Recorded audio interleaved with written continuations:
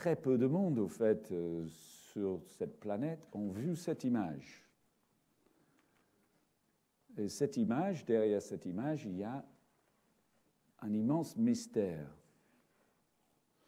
C'est quoi cette image? Au fait, nous avons le soleil couchant du 15 août, le jour du 15 août, le soleil qui se couche parfaitement derrière la tête d'Apollon, dans le bassin, dit bassin d'Apollon, à Versailles. Donc Apollon, c'est le dieu du soleil chez les Grecs.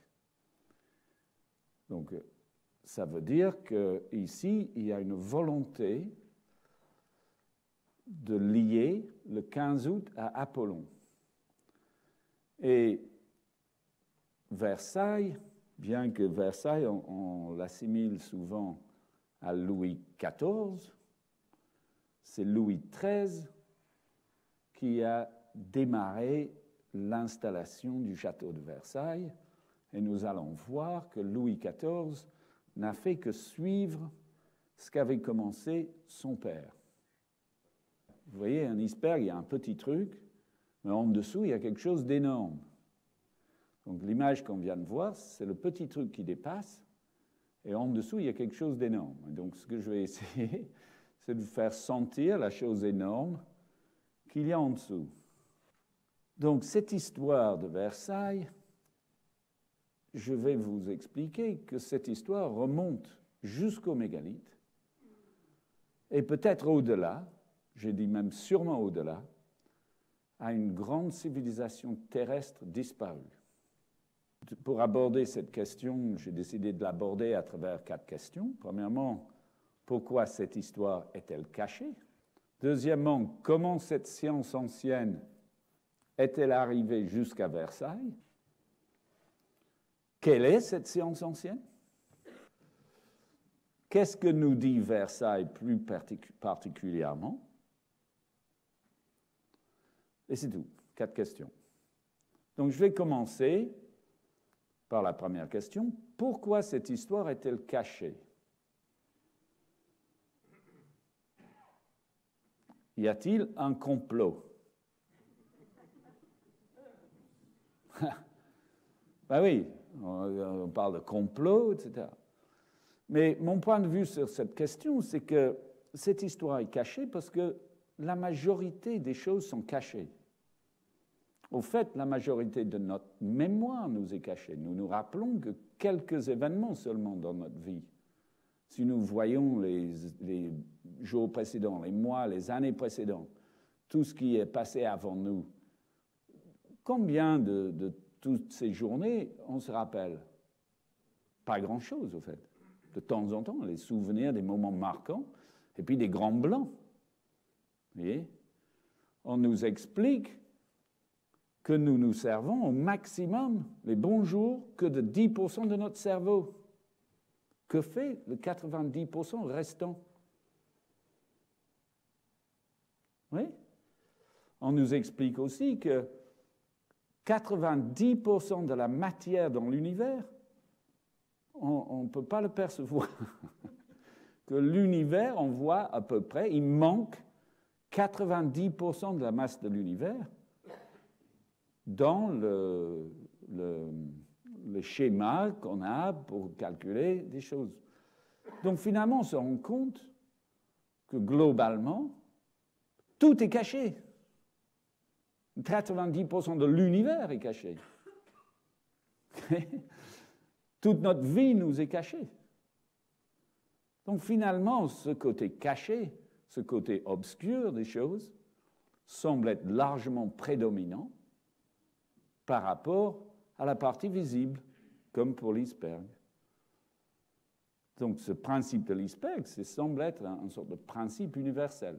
Notre ADN, 90% de notre ADN, c'est l'ADN poubelle. Ça veut dire, on ne sait pas ce que c'est une sorte de... Voilà, c'est la même chose, on a 90% de notre structure qui semble servir à rien.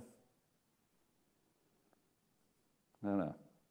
Donc déjà, sur l'histoire des complots. S'il y a un complot, eh ben, ça a commencé il y a très très longtemps. Donc le bassin d'Apollon est quelque chose de très connu à Versailles. Ici, on le voit en avant-plan, avec le grand château de Louis XIV derrière. Et c'est Louis XIII qui a fait ce bassin. Donc le bassin était déjà fait à l'époque de Louis XIII. Ça, c'est quelque chose d'important. Le voilà vu dans l'autre sens. Ici, on voit le bassin, Apollon avec ses chars. C'est le char solaire. Hein. Donc Apollon, il emmène le soleil dans son char. J'ai déjà beaucoup parlé de ça dans d'autres conférences. Le soleil n'est pas doué de mouvement, et donc il faut un char pour le faire déplacer. Donc les gens savaient que le soleil était immobile. Donc cette idée qu'on pensait que le soleil tournait autour de la Terre, c'est n'importe quoi. Les gens savaient que le soleil était immobile. C'est pour ça qu'ils le mettent dans un char pour le faire avancer. Et donc ici, on voit Apollon avec le grand canal derrière, et Apollon donc bien placé dans l'axe. Le bassin d'Apollon, donc le premier bassin de Versailles, instauré dès l'époque de Louis XIII. À l'époque, il venait marquer le point bas de la perspective centrale. Voici donc la perspective centrale. Le grand canal n'existait pas. Hein. Le grand canal qu'on connaît là, ça date de Louis XIV, mais le bassin d'Apollon est là. Voilà. Au début, quoi. C'était le point bas à l'époque. Donc, au début, l'Académie royale des sciences a dissuadé le jardinier du roi de se lancer dans une telle entreprise, car le terrain, une zone marécageuse, était appelé étang puant, était alors très inégal. Voilà. Alors moi, je me suis demandé si le jardinier du roi, ce n'était pas lui le druide. Cette pièce d'eau monumentale fut néanmoins réalisée avec succès. Donc voici le plan de Versailles, l'axe général de Versailles, et cet axe donc qui pointe vers le soleil couchant du 15 août. Mais il pointe vers le soleil couchant du 15 août, premièrement le long de la vallée. Donc la vallée, avec les collines de part et d'autre, marque cet axe. Donc ça veut dire que cet endroit avait été choisi aussi pour ça. Et c'est un lieu qui avait été repéré, je pense, des siècles avant, des siècles et des siècles avant, parce que la vallée s'orientait vers le coucher du 15 août. Et donc, non seulement le soleil se couche le 15 août le long de la vallée, mais à un angle qui correspond à une géométrie de 2/5. Donc, on a des nombres entiers qui tracent la géométrie exacte de cet axe. 21,8 degrés par rapport à l'est-ouest, c'est l'axe exact de tous ces bassins, c'est l'axe exact de Versailles, et c'est donc clairement la science mégalithique, une date orientée à une latitude donnée sur une géométrie parfaite. 2/5. Coucher de soleil le 15 août, et puis dans l'autre sens quand même, on a le lever du soleil au 1er novembre. Hein? Et oui, ici, à cette latitude, le soleil se couche d'un côté le 15 août, l'autre le 1er novembre, c'est-à-dire Samhain, le début de l'année chez les Celtes. Donc si je fais un petit résumé sur l'origine de Versailles, donc 1623, Louis XIII installe un premier pavillon de chasse. 1631, il construit le premier château. En 1937, il parcourt la France pour demander de célébrer le 15 août. En 1938, naissance de Louis Dieudonné. Alors ça, c'est drôle. C'est comme ça qu'il s'appelle le Louis XIV, Louis Dieudonné. Puisque comme il est né suite à un miracle lié à une prière de la Vierge, on l'a appelé Louis Dieudonné. futur Louis XIV, 1643, mort de Louis XIII, donc il était temps qu'il ait un héritier, parce qu'il meurt 4 ans et demi après. Donc Louis XIV n'a que 4 ans quand il doit succéder à son père. Alors il y a toute cette période de régence où c'est pas lui qui gouverne, mais quand même intéressant de voir comment ces dates sont marquées. 1664, construction du plus grand palais d'Europe par Louis XIV. Donc là, il va se passer à peu près 40 ans où il va y avoir différentes étapes de construction. Tout ne se passe pas en une année, évidemment. Je n'ai pas détaillé les différentes phases de construction du palais. Mais disons que c'est en 1664 que Louis XIV démarre sa grande entreprise de faire de Versailles le plus grand palais d'Europe.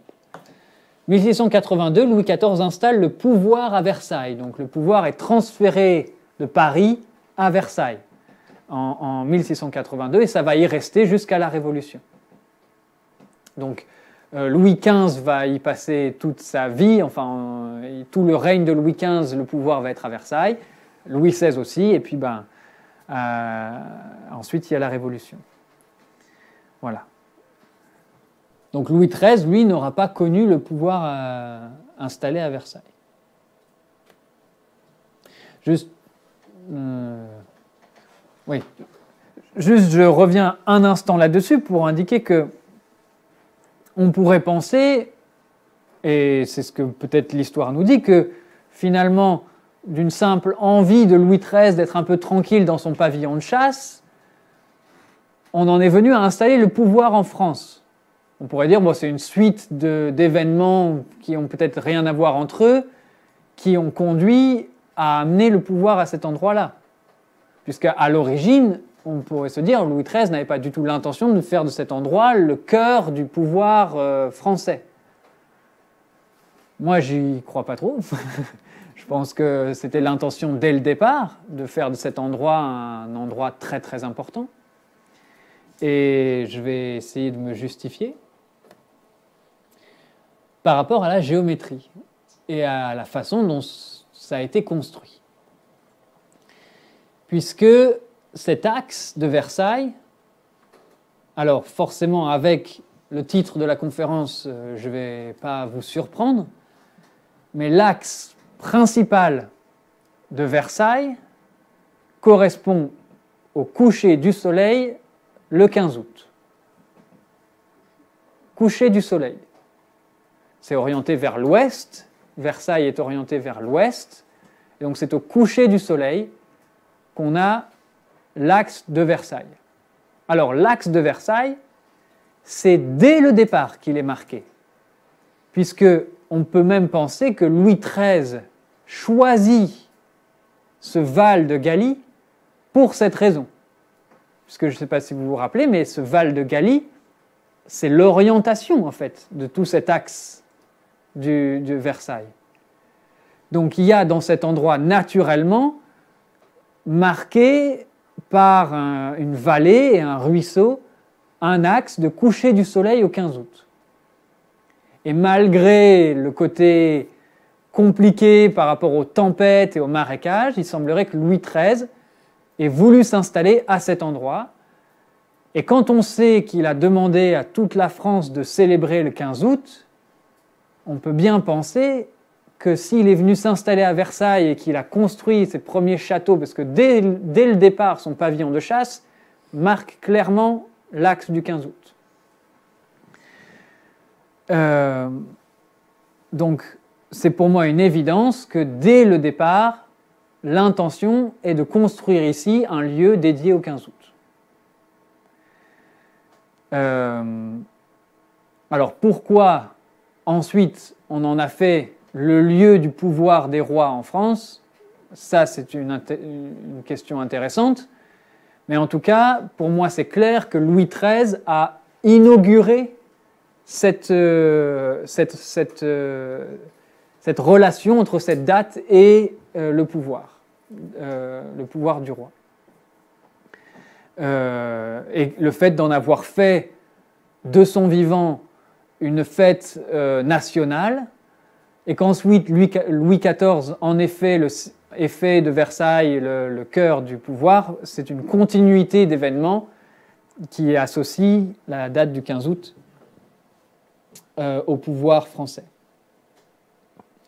Alors le 15 août ou le 26 avril, si on va de part et d'autre du solstice d'été, mais forcément le 15 août nous intéresse pour les raisons que je viens de nommer par rapport à cette date historique fêtée par Louis XIII. Voici une photo prise hier soir.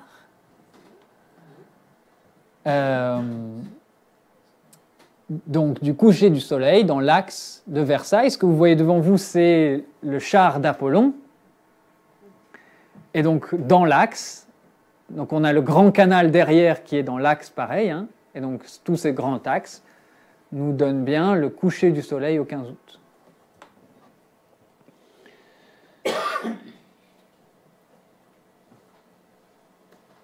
Alors, si Apollon tire le char solaire d'ouest en est, parce que Apollon ne regarde pas le soleil se coucher, ses chevaux sortent de l'eau et vont dans l'autre sens. C'est bien le signe du couchant. Donc si Apollon tire d'ouest en est, c'est bien le signe du couchant, parce que quand le soleil se couche, eh ben, il va d'ouest en est ensuite sous l'horizon. Et donc le fait de Apollon, c'est le soleil, hein, c'est la représentation du soleil. Donc les chevaux qui tirent le char d'Apollon, c'est cette représentation des chevaux qui tirent le soleil et qui mettent le soleil en mouvement. Et donc le fait de le mettre en mouvement d'ouest en est, c'est bien l'idée qu'il va être sous terre et qu'il va faire ce voyage, il va se coucher et il va faire ce voyage sous terre. Et le fait que ça sorte de l'eau, que ce char sorte de l'eau, peut être un signe supplémentaire de ce passage dans l'horizon. On sait que chez les Égyptiens notamment, il y avait toute cette barque du Nil où, au coucher du soleil, il y avait tout un tas d'aventures qui attendaient Ré, le soleil, où il passait comme ça un certain nombre d'épreuves sous l'horizon. Alors voici une photo satellite de Versailles. Donc ici ce sont les jardins, le palais de Versailles qui se trouve ici. Voilà, c'est toute la ville de Versailles qui se trouve derrière. Le grand canal qui, je trouve, hein, quand même, vu du ciel, prend une importance particulière par rapport au château. C'est quand même gigantesque comme construction. Voilà. Ici, l'étang, alors c'est le bassin des Suisses, si je ne me trompe pas, c'est un grand étang, pareil, qui a servi à réguler l'eau. Voilà, un certain nombre d'autres constructions, des jardins. Ici, c'est le Trianon, qui se trouve donc pas très très loin du château de Versailles, et on voit que ce grand canal en croix relie clairement le Trianon avec Versailles. Alors, je vais maintenant parler d'un certain nombre de choses en relation avec ce grand canal, même si il n'est pas, c'est pas une des premières constructions, si ça vient sous l'époque de Louis XIV, au bout d'un certain temps, c'est pour moi une des constructions les plus importantes de Versailles, ce grand canal. Hein, je vous rappelle, Louis XIV qui veut être le maître des eaux, et il y a ce grand canal qui est construit. Et si on est dans le château, dans le cœur du château de Versailles, un des bords du canal marque l'équinoxe. Donc on a un axe est-ouest comme ça. Alors ce n'est pas le bord exact du canal, il y a une forme circulaire au bout du canal. Je vous montrerai tout à l'heure, on va aller sur Google Earth satellite, puis je vous montrerai plus en détail. En tout cas, on a un équinoxe ici. Donc on a le 15 août dans l'axe du canal.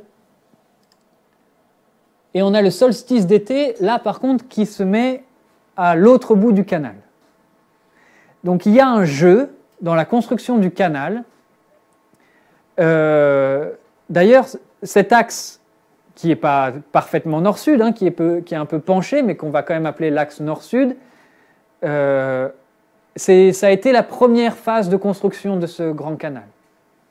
Et il semblerait que les architectes qui ont construit ce canal aient en quelque sorte fabriqué un calendrier pour que, vu du château, on ait cette période entre l'équinoxe et le solstice d'été. Alors, en fait, entre le solstice d'été et l'équinoxe d'automne, puisqu'on a le 15 août entre les deux, que cette tranche du canal marque ce calendrier.